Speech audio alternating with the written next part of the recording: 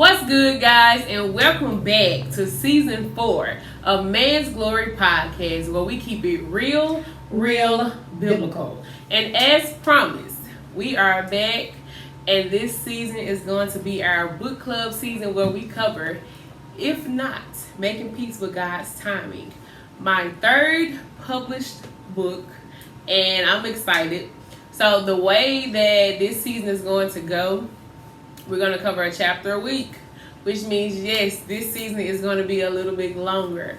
So yay for us and yay for the people who asked for more seasons, more episodes. And also, yay for those who have been waiting for us to return. Because, ladies and gentlemen, we are back. Yeah. Back like we never left. Okay? All right. So,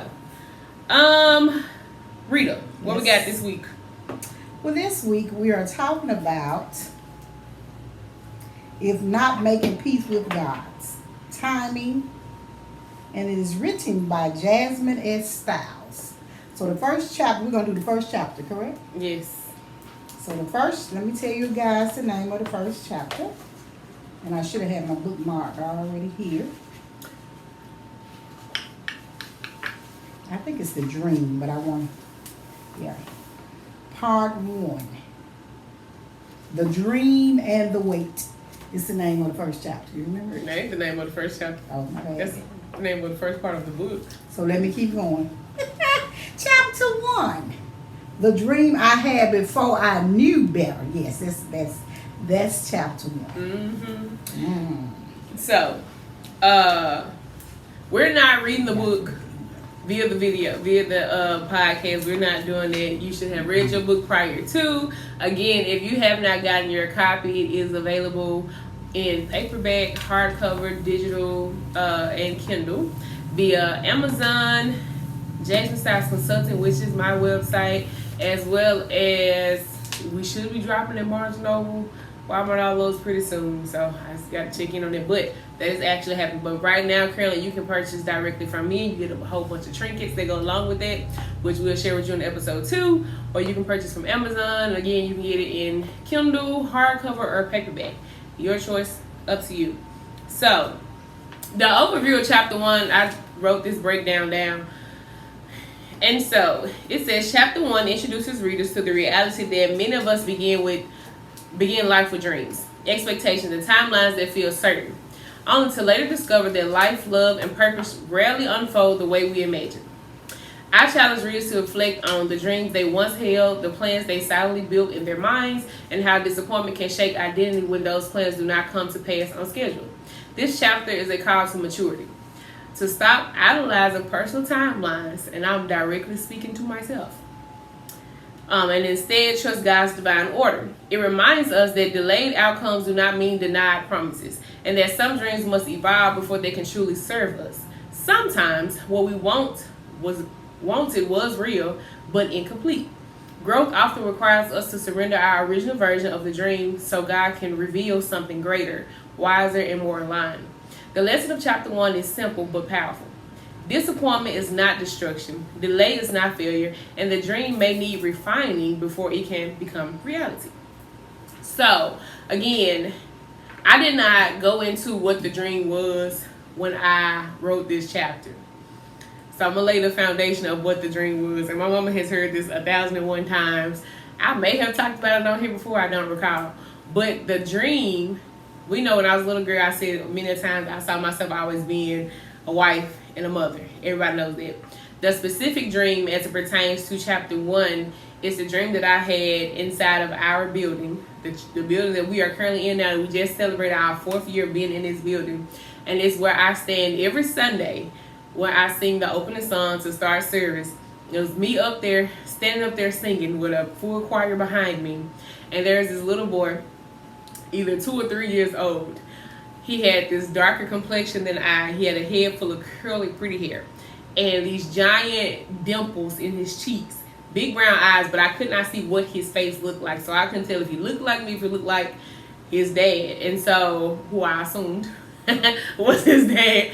But the kid was running, but you know how Noah run up and down the aisle when she not supposed to? He was running up and down the aisle. He had run up to me as I'm sitting there leading the son. He run up to me and grabbed my hand. He was dressed in his cute little suit, 3-piece suit. And then he'll run back and sprint to the back row, like the third or fourth row from the last row. And this man, this tall, fine, dark-skinned man, head full of pretty hair, with these faint dimples. Dream said. It was a dream. But let me tell you something. That man was fine. I don't think I couldn't see like what his face looked like I couldn't tell who the person was, but I could see the features, right? And I ended up meeting this guy, and the dream went away. And I thought that meant that man was my husband. Still to this day, I tell my mom I just need to go ahead and marry him, because at this point he was the closest thing to what I say I want. The dream, so yeah, and I've yet since dealing with him, that dream has never returned. Herein lies chapter 1. Well, to be honest, the dream I thought was the dream that every little girl dreams, to be married and have children. So when I read it, that's the thought that crossed my mind. And I want to recant something I said a few episodes ago when my daughter asked me. My mama said recant. Okay. When she asked me, did I learn anything from reading her book? And I'm like, this book? No. But I did. What you and learned? so I'm going to share with you all what I learned reading her book. Yes, we have a thought of what we want or what we desire as coming up. And this is something that just registered to me as I read over chapter 1, today. But with that being said, children who are brought up in the Word and stick to it, it appears that the dreams that they set aside for themselves, it's faint to them, because they are taught to trust God, and God will give you your heart's desires. But when trusting God is not their timing, and so in reading her book, and I thought about that, I was raised up in the church, but I'm going to say left the church, stopped going, and I went into the world and lived and did my thing. And that was something I did learn from reading this book. It just, I'm like, okay, well, that makes sense. And I can understand why people, not just kids, people who stays on the task, the road, the trail, the path. I said task, path, feels like everybody else is getting what they want but them. The answer to that, or the wisdom or the knowledge that God has given me, though, you're doing it my way. And he tell us, he who do it to the end. So not quickly, and what they don't realize. So I can talk about me. Like she said, the book was written about her, not everybody else. I had a child. I had sexual intercourse before marriage. Oh, wow. Yes, I did. I had one child before marriage. So therefore, best thing that ever happened to her. Anywho, doing things not pleasing in God's eyesight. And so I remember when I came into the knowledge of the truth, and I remember when the bishop was, just saying things, I'm like, So, I was thankful. I'm like, so that's why it didn't happen for me. The things that I wanted time, because it wasn't God's will. And I said out of my mouth out loud to them. So God blessed me while I was living any kind of way in my sin. Surely he'll bless me while I'm doing his will. And that's it. It's the blessings. He wakes us up. He allows us to take care of ourselves, clothe ourselves. So those blessings are his will. The other stuff, and when we realize material blessing and spiritual blessings are two different things. Yes, he will give us our heart's desire, but we must seek him first. And I know you're like, Mama, but I did, as reading, I'm like, I did learn something. To me, that's the difference in children that walking the walk all the way through. Not half-stepping, not stopping, not turning back. So that's why I want to go back and just put it there. So the dream. I did specify, or I realized the kicker. Or let me not say kicker. Sound like a gotcha moment. But the in between the lines, God will give you your heart desires if you are following Him. But there's also if that's what He has in His will for you. That's the the kicker, for lack of a better word, that's getting me, because I was that, dang, God, what am I doing wrong? What are, like, all these things that I want, all these things I'm asking for, all these things, and I'm still not. I see this person getting married, this person having a child, especially sitting at 31. Not that I don't have prospects, but also, however, I don't have prospects. The point was the dream. Everything in my life was a dream. Everything that I wanted to pursue, every book I wrote, every piece of poetry I wrote, every drawing, every degree I went after, every business I started, everything that I did was a dream. Mm-hmm. And I saw those things come, and those things come to pass. And so I got to the point where I'm just like, okay, God, well, maybe God still want me to do this. That's why I don't have this. Then I achieve this, and I achieve this, and I achieve this, and this thing is still not coming. And now we're 31.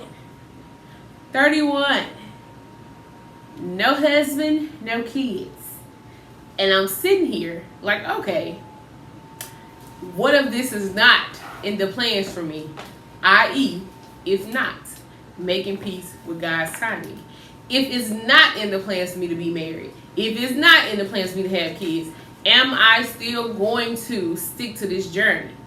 Again, that brings us back to the conversation, and I don't want to get too deep into it because that's another chapter we'll discuss, but that brings me back into the conversation about the transactional relationship, right? Well, God, I'm doing this so you can give me this. Or, well, God, I'm going to do this so you can do this for me. Baby, what? It's the audacity. Because God still blesses us in those times of us of having that audacious behavior. So, the dream I had before I knew better. And when I say knew better, I'm focusing on the part was if it's in His will. His will, right. That's the before I knew better. I always said God's will, Lord willing, all those things, right? However, I applied it to everything. But that. Because in my mind, oh, Jazz is special.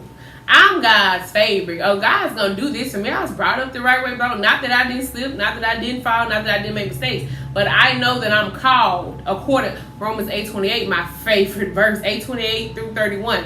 Called according to His person. It has been predetermined that I'm going to heaven. I just got to get it right. All right. And I'm not trying to do anything. I'm doing what I'm supposed to be doing. Is there still things I need to work on? Absolutely. We talked about in church today where God will test you and you will be tried by the fire to let you know where you are and how much further you need to go. And I definitely know where I am and how much further I need to go. And where I am in this dream is that this dream has disappeared. It is gone. Your form of the dream. My form, again, like I said, the dream needs to be redefined. Right. It needs to be redefined. So, yeah. I love my entire book, because if you look at the evolution of Jasmine S. Styles from Dear Future Husband, the 25-year wait, to Big Little Women, to If Not, Making Peace with God's Timing, to I have book number 4 that I'm currently working on, and book number 5 is right behind that. Looking at the evolution, reading it in order, oh my goodness, it lines up beautifully and you can see the growth. But you can see too how Dear Future Husband, I'm like, all right, husband, I'm rushing him. Where are you? It's like that timeline was still timelining, right? I got this for you. I got this for you. I got this chastity belt right here. You listen, you playing. This one right here just like, all right, husband, when you come, this is how we will unfold, and X, Y, and Z, all the things. Or, if that is not in the works for me, I'm good. Right. I'm good. And so there's a challenge on both sides. The waiting patiently for him to get here, working on me, financially, mentally, emotionally, spiritually, all the things. And if he doesn't come, still working on me and not playing with temptation. Right. Because I ain't going to tell you like it ain't hard. Because there's some fine men out here. And then they open their mouth and I be like, don't worry about it. I get irritated so quickly. Oh, well, good thing we don't survive on looks alone. Baby. Cause you ever seen somebody just drop dead? I'm talking about gorgeous, and then they open their mouth and you just like, what?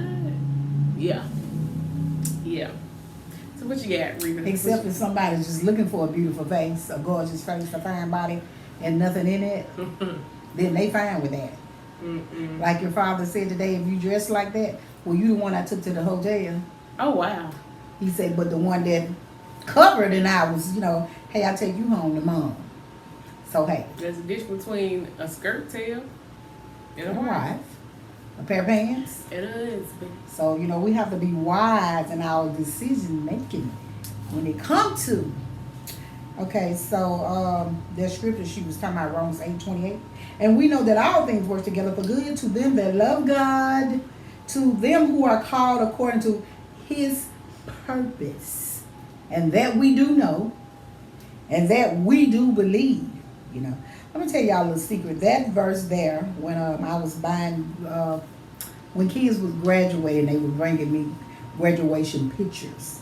And that was my favorite scripture that I was writing on the card that I was giving them with some money in it. Because, you have to know. All things works good for God. For those that he loved and called to his purpose. And if you keep that in your heart, young You people, just be running all your words together. Okay, so let's see. Oh, that chapter in chapter 1.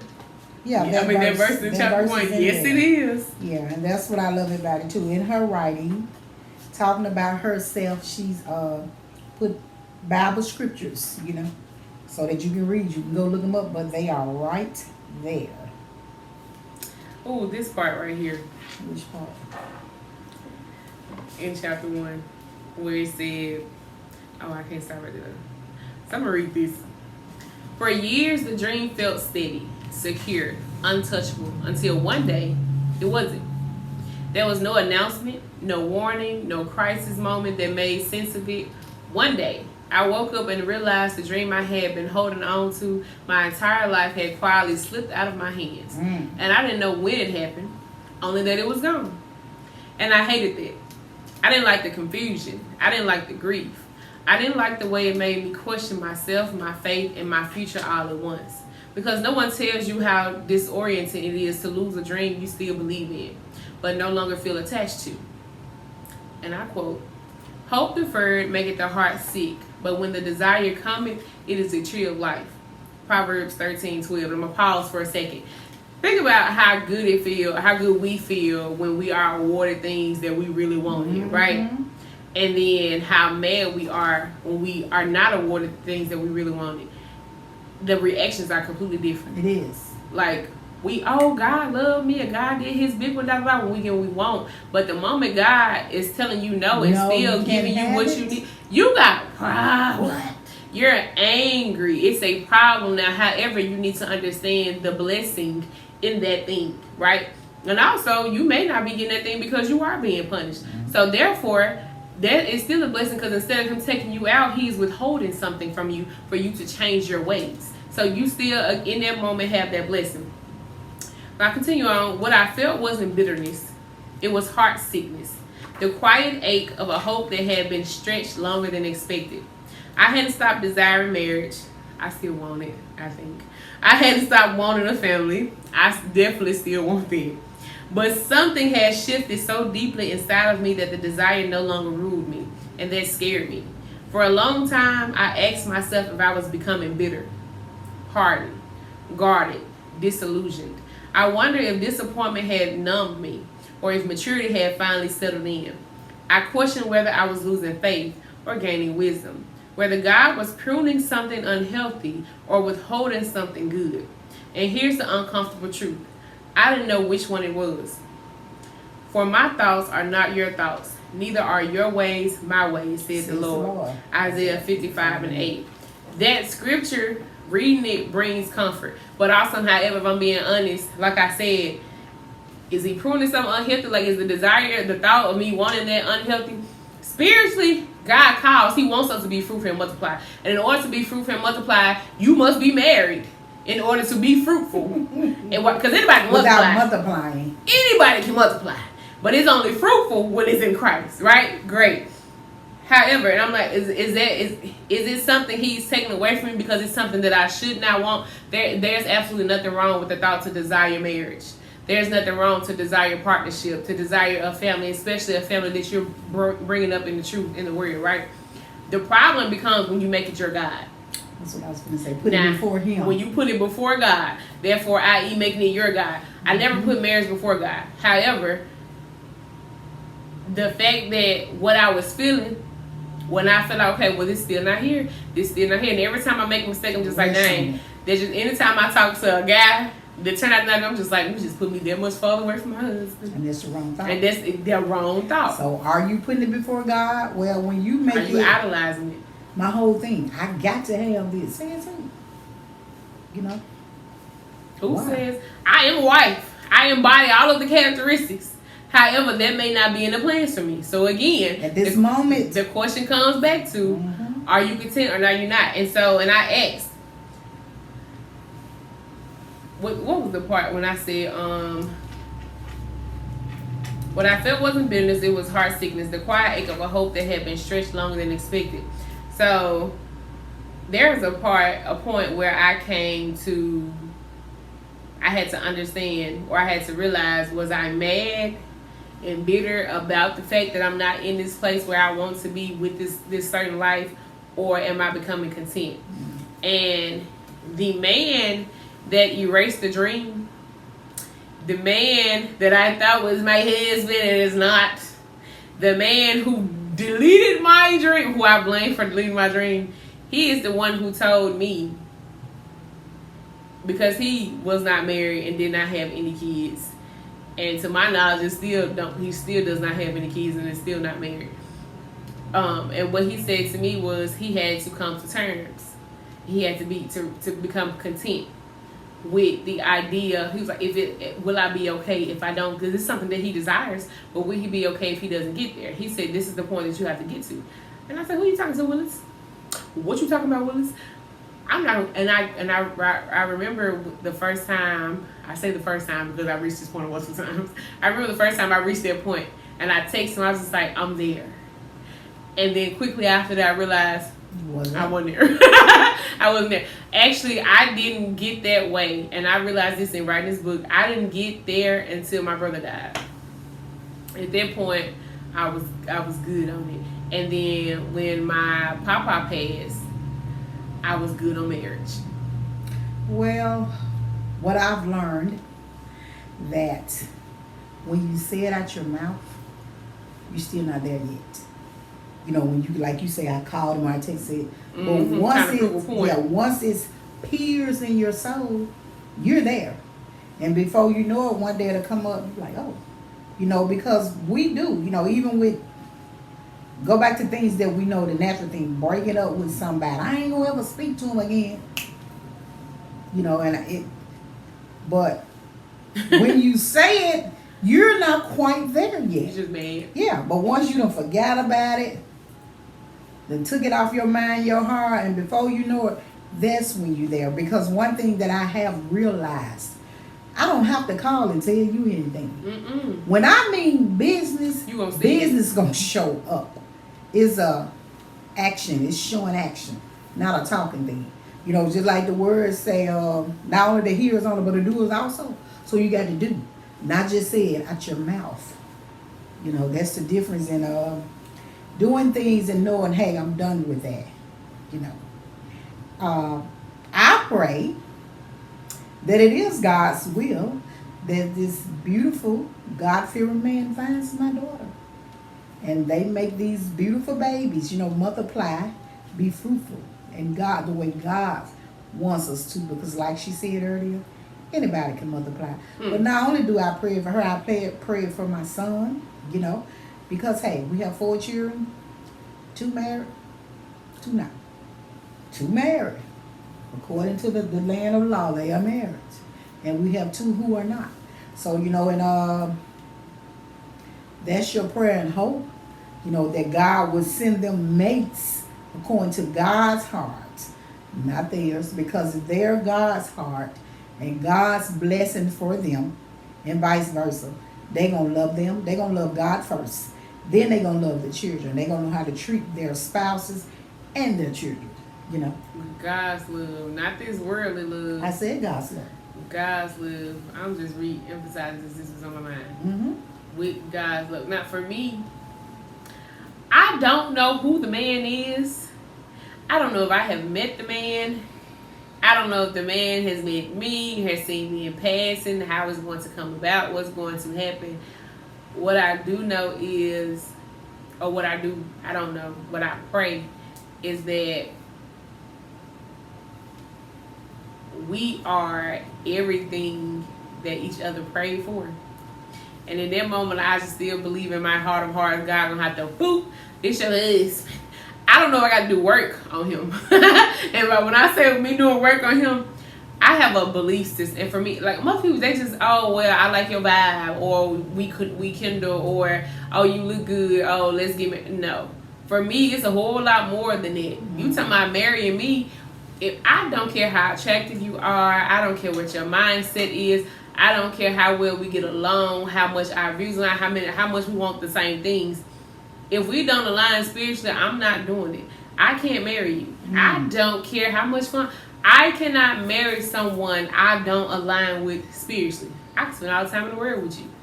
I don't care how crazy I am about you. If we don't align spiritually, we don't have anything. Because that's two different mindsets that's coming together. And you talking about bringing kids into a world. Well, now you already got a house divided.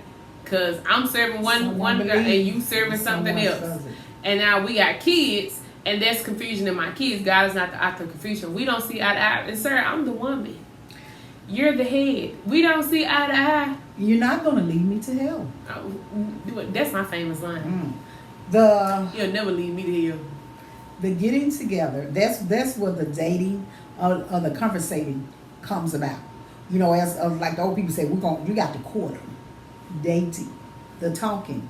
The problem is when people just instantly let's get a relationship, bam, and you get married. But you have to talk and get to know that person. And I remember, let's just go back way. I was born in the 70s. But you were asked the question. I remember asking her your name, your age, your birthday, who your parents are. And back then we like and all that stuff. What church you attend? We used to ask those questions, y'all. So I said that to say, even to this day, it's still that question should be up front. Because, hey, you may be the atheist. Yeah, or what do you believe? I don't care about the church. Well, not the church. I'm saying that's what we said, because back in the day, everybody knew each other. I go to so-and-so. But that's what I'm saying. What if you're a believer? Do you go to church? Because if you do not, well, even if you don't go to church, and if you don't know what you believe, then, hey, we can talk. Because you can come and listen. But if you already got your mind made up that you are atheist, a hellcat, what can we talk about? So I had a man. I'm just gonna say a man because you know who he is, but I don't want anybody to be offended. Okay. I had a man tell me it's not my job to lead a man to church. I'm supposed to go follow him to his church. I'm not saying what if he don't go to church. That's still your place to follow him. To hell? The devil is a lie. See, but that's what that. The devil is a liar. Yeah. I'm addicted to that song. Okay. But that's where common sense come in. The good Lord gave you common sense for a reason. Why would you call yourself a believer and follow instantly go to a non-believer and follow him to hell? Huh. You don't let nobody lead you out of God's safety, out of the palm of his hand. That is not what we do over here. So now, whether you saying that it ain't your job to lead a man, if a man don't know, you can lead him to the truth. Once that man comes into the truth of God and realize that God is the head of Jesus, Jesus is the head of man, and man is the head of woman, then, hey, he can get in that thing and start to learn about God and realize I have to lead my wife according to the scripture. You don't be a fool, someone that's in Christ, and follow a man that's out of Christ. You are crazy. The wise person knows better. A fool does not. Let's not be simple around here. Yes, man is the head of woman. But there's no scripture in here that tells a woman to let a man lead her from God. Don't ever get it twisted. Because you are single does not mean you are lonely. No. And it's easy to say, "Oh, in my single season, blah blah blah," and then you entertaining every little thing that says something to you. Mm-mm. Baby, that's lonely. That ain't single season. That's lonely season. You Or just want to be desperate. up under somebody, desperate, lonely, whatever. It's okay to be in your single season and entertain people, but still, while I'm in the 9 years that I have been in this single season, I have talked to multiple guys. I've allowed multiple guys to entertain me for a period, never lasts too long. And the thing with that is, I'm still asking certain questions. Certain conversations are still being had because I know that my desire is marriage. And if you are seeking a long time future with me, then that also should be your desire. However, let me let you know from the front, if your desire is to marry me, this is who I am, this is how I am, and there are certain things you're probably not gonna like about me, but my spirituality should not be one of them. Because that's the forefront. If I do not like where your faith is, if I don't like that you don't have a relationship with God, that you just serving anything, or you, oh man, didn't miss me. You serving a dog? Miss me. We have to align there. That's the thing for me. If the alignment is off, I'm good on you, boo. Mm-hmm. I'm good on you. We can laugh. Mm-hmm. We can keep, the dream going silent. It didn't do anything but open up my eyes to a lot. All right. Okay, move my hair out my eyes. It opened up my eyes to a lot. It opened up my eyes to all the lies that was out there. Okay, it opened my eyes to the foolery. It opened my eyes to the understanding that I am not special. God gonna do me like he do the rest of us. Get it together, Bookie. Because you thought you was chosen and wouldn't. Now, it's been, listen, and I'm standing 10 toes down, predestined for me to be great. Mm-hmm. And that greatness is in the eyes of how God sees that greatness, not James Sade Styles. How you see yourself, and that's a problem. When we see ourselves, The presumptions that we have. over here, and God said, "Nah, you right here. You haven't worked your way right here yet. I still need you. It's still something else that I need for you to see and to obtain before I give you this here." And these last couple of weeks, I've been saying something. I said, "Oh, lacking, failing." Ooh, the grace of God is beautiful. You just don't know. The peace of God is amazing. His love is indescribable because he will give us things and show us things that we never thought that we could see or understand, let me say. I've been hearing for years of in the twinkling of an eye, or 1 minute you're healthy, the next minute you're down. I've seen that with my own eyes. And then the next instant, I've seen the healing with my own eye. I've touched it. So yes, I trust. Yes, I believe. And I'm going to go back to this dream. My dream as a young lady. I dreamt of a husband and some children. What you laughing at? I dreamt of my husband and some I children. did. And it's sad to say, so I can say this honestly. Upon that dream, even though I talked to God, but I can't remember saying that we gonna go to church or he gonna lead us. Even though in my heart, because once we decided to do this thing, we had to attend the same. I believe in I believe in a family being in the same church house. Because it is not, it's divided. You over here and, that's just separate. Yeah. Because at the end of the day, or he's at another church, another service. Because at the end of the day, what you're going to do is those children. So I've always believed in us serving That's instability. God in the same church house. And so I'm thankful for that. Even on our walk and our journey, when we decided to turn our life over and serve God, you know. So that was always my dream. But what we did, because James said out of his mouth, well, I'm going to come, because we was going to both churches, but I'm going to come here with you because I'm needed there. But God showed us something totally different. We didn't reside in neither one of those church homes. He led us somewhere else. And that's following the Spirit and letting the Spirit lead you and guide you. And I'm thankful, you know, because and so I had a dream, and of course, you know, we all have dreams. I have said a few seasons back how, you know, children, young girls are taught to go to school, get a good education, a job, and a husband, and you have some babies, and you teach your sons that, you know. Teach your sons what? Go to school, get a good education, find a wife, make some, you know, people want to be grandparents. But before all of that, the first things that children need to do, serve God.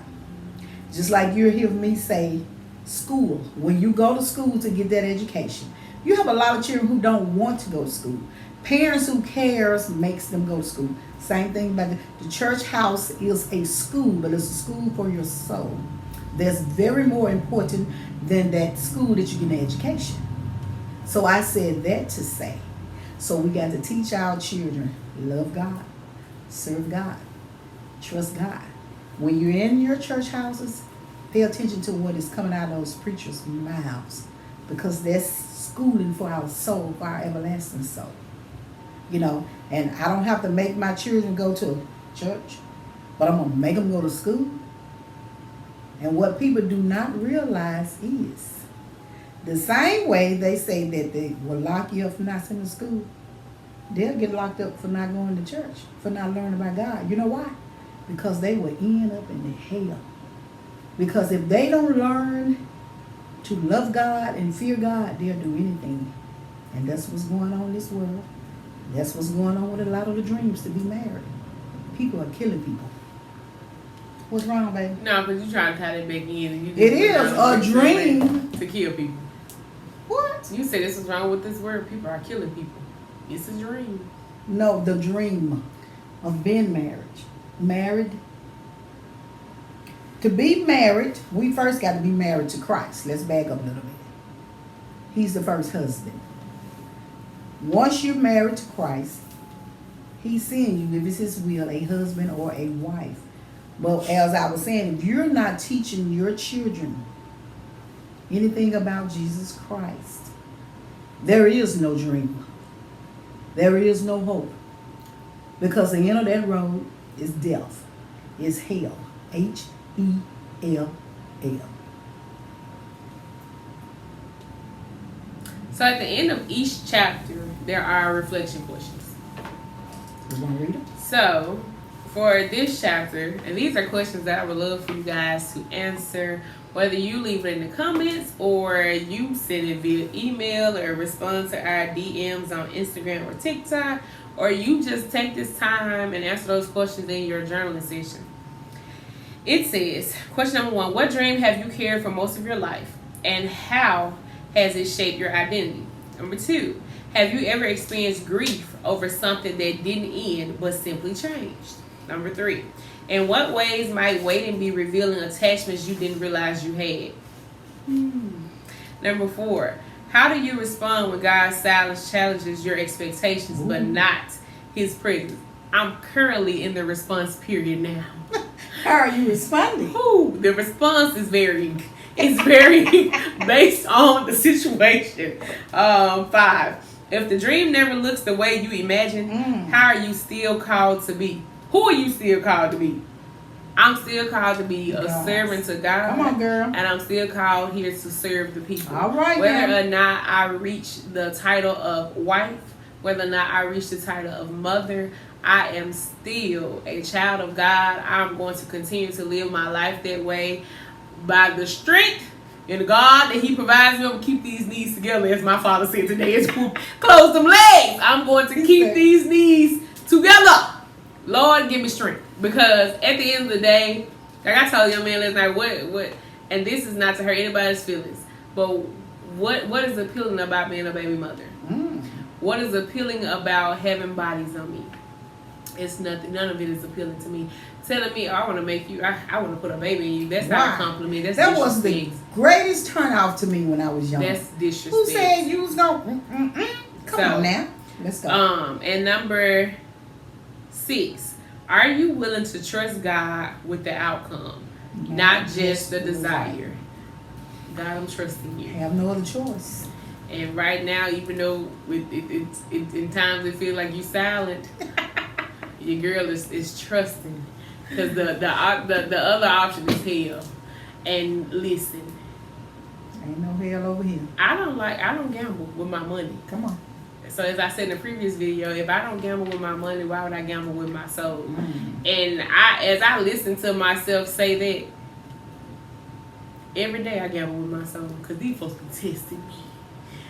And I made the decision today while I was sitting in church. We're going to stop this gambling, baby, because you can't let people test you. Listen, I'm being tested enough by the Lord. I can't be tested by everybody else too, all right? So listen. If you have not gotten your copy of If Not, Making Peace with God's Timing, get your copy. Get your copy. You can purchase from me directly at www.jasminstylesconsulting.com/book-store. Okay? It's the bookstore on my website. You can purchase hardcover, paperback, or digital. Likewise, you can also purchase books 1 and 2. Both come in paperback format. You can purchase, we have a plethora of bundles. We have a bundle for the first and third book, a bundle for the second and third book, a bundle for the first and second book, and the bundle for all 3 is called the Author's Bundle, the Author's Edition. Again, this season 4, the season that so many people have been so excited about, we are diving into If Not, Making Peace with God's Timing. We are hitting chapter by chapter. We're hitting these reflections. We're doing the sum ups. We're doing the write ups. We're talking about it. We get into it. We're being honest. We putting it all on the table. Per usual. You know, that ain't no different from any other season. Any closing words, Mother Dearest? No. Well, what I want to say is, ladies, I haven't put any gentlemen's on my list yet. But I've asking, and we're going to bring different ladies on. We will have guests this season. Yeah, to talk about the book, or, you know, when you're talking, you talk about other things. But God willing, we're going to stay on topic.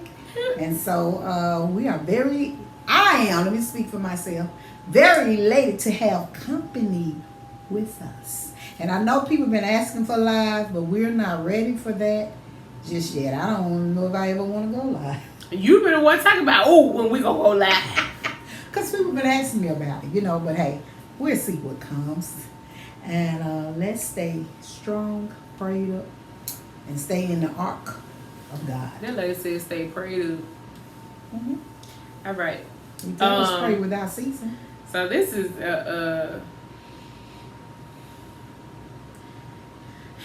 I read, or as we was in church today, we was reading this a note I had put in my Bible, that you're going to be tested. Temptation is on every hand, and temptation is not always sexual. Temptation can be anything, and sometimes the first heartbreak is not losing a person; it's losing the timeline that you built in your head. Okay, but when God removes your version, your idea, your thoughts, your timeline, removes you out of the way. The verse says, take up your cross and follow me. Deny self. When God removes you out of the way. And then he does what Peter said. What did Peter say he did? When? He laid it. And he laid the foundation. He laid the foundation. Apollos watered. But God provides the increase. So when we allow God to remove you out the way. And grow and provide the increase, you realize God protected you from what you don't know you're bringing on yourself. You gotta take up your cross and follow Him. Get you out the way and let Him handle it. It's okay if it leaves, baby. He has worked it out. He worked it out for me. He working it out. And be okay with however He's working it out. All right. The season changes. So, and I hear people say all the time that, people comes in your life, some people, for a time in a season. Everybody's For not whatever their reason meant to stay. Hmm. And that is true. Even your loved ones you love dearly are not meant to stay. We leave. So with that being said, everybody that walks through your life is there for a reason. Take full advantage of it. And don't forget, go get your copy now so that you're ready for next week's episode of Man's Glory Podcast. Be prepared. Stay on your P's and Q's. All right. And on that note, it has been another lovely episode of Man's Glory Podcast where we keep it real biblical. And we will see you guys in the next one.